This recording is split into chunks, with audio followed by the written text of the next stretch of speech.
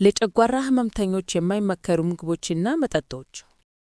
የጨጓራ ህመም የሚጀምረው ሙኮሳ በመባል የሚታወቀው የጨጓራ ተከላካይ ሽፋን ሲዳከም ወይም ጉዳት ሲደርስበት ሲሆን፣ ይህም የጨጓራ አሲድ ህብረ ህዋሳት እንዲቆጡና እንዲያብጡ ያደርጋል። ይህ የጨጓራ ጉዳት በበርካታ ምክንያቶች ሊከሰት ይችላል። ከእነዚህም መካከል ኤች ፓይሎሪ በመባል የሚታወቀው የጨጓራ ባክቴሪያ ኢንፌክሽን፣ እንደ አስፕሪን ወይም አይቡፕሮፌን ያሉ የህመም ማስታገሻ መድኃኒቶችን ከመጠን በላይ መጠቀም፣ የአልኮል መጠጦችን በብዛት መጠጣት፣ ጭንቀት ወይም ደግሞ ሰውነት በስህተት የራሱን የጨጓራ ሽፋን የሚያጠቃበት የአውቶ ኢሚዩን በሽታ ምላሽ ይጠቀሳሉ። አንዴ የመከላከያ ሽፋኑ ከተጎዳ የጨጓራ አሲድ ሴንሲቲቭ የሆኑትን ህብረ ህዋሳት በቀጥታ በመጉዳት የጨጓራ ህመም፣ የጨጓራ ማቃጠል፣ ማቅለሽለሽ እና የሆድ መነፋት ያስከትላል። በትክክል እንክብካቤ ካልተደረገለት ተደጋጋሚ የጨጓራ ህመም፣ የጨጓራ ቁስለት፣ የደም መፍሰስ ወይም ደም መድማት እና አልፎ አልፎ ደግሞ ለጨጓራ ካንሰር ተጋላጭነትን ሊጨምር ይችላል። የማይመከሩ ወይም መወገድ ያለባቸው ምግቦች። 1.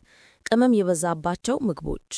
እነዚህ የጨጓራ ሽፋኑን እንዲያብጥ ሊያደርጉ፣ ሊያስቆጡ እንዲሁም ቁስለቱን ሊያባብሱ ይችላሉ። 2. የተጠበሱና ዘይት የበዛባቸው ምግቦች። እነዚህ ለመፈጨት አስቸጋሪ ናቸው፣ እንዲሁም የጨጓራ አሲድ እንዲጨምር ያደርጋሉ። 3. በፋብሪካ የተቀነባበሩ ስጋዎች።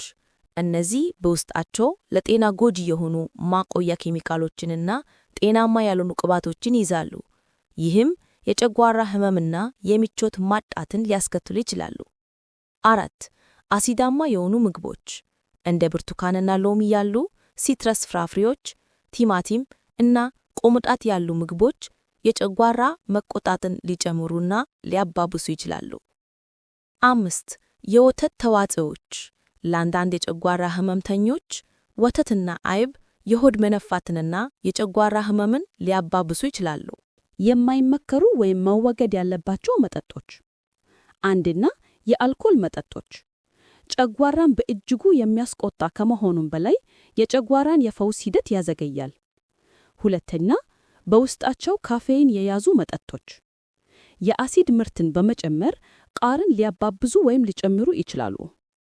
3. ካርቦኔትድ የሆኑ ለስላሳ መጠጦች የሆድ መነፋትና ጋዝ በመፍጠር የጨጓራ ህመምን ወይ ምልክቶችን ያባብሳሉ። 4. ጠንካራ ሻይ ካፌን እና ጣኒን የተባሉ ንጥረ ነገሮች በውስጣቸው ስለሚያዩ ጨጓራን ሊያስቆጡ ይችላሉ። ምን መምረጥ አለባችሁ? የጨጓራ በሽታ ያለባቸው ሰዎች በምትኩ ለስላሳ፣ አሲድ የሌላቸው እና በቀላሉ የሚፈጩ ምግቦችን መምረጥ አለባቸው። ለምሳሌ ሩዝ፣ የተቀቀለ ድንች፣ አጃ ወይም ኦትሜል፣ ሙዝ እና የእጽዋት ሻዮች ወይም ኸርባል ቲዝ መምረጥና መጠቀም አለባችሁ። በትንሹ ወይም በመጠን ያነሰ እና በተደጋጋሚ መመገብ፣ እንዲሁም ማታ ላይ ወይም ከመሸ በኋላ ዘግይቶ ምግብ ከመመገብ መቆጠብ የጨጓራ ህመምንና ምልክቶችን ለመቀነስና ለመቆጣጠር ይረዳል። ጠቃሚ ማሳሰቢያው፣ ተደጋጋሚ የሆድ ህመም ወይም የምቾት ማጣት ካለባችሁ ትክክለኛውን ምርመራ እና ህክምና ለማግኘት የጤና ባለሙያ ወይም ሐኪም ማማከር አይርሱ። የእርስዎ ጤንነት ቅድሚያ የሚሰጠው ጉዳይ ነው። ይህን ጠቃሚ መረጃ ለሌሎችም እንዲደርስ ላይክ፣ ሼር እና ኮሜንት ማድረግዎን አይርሱ። ለበለጠ የጤና መረጃ ኢትዮ ጤና የፌስቡክ ገጹን ፎሎ ያድርጉ። ጤና ይስጥልን።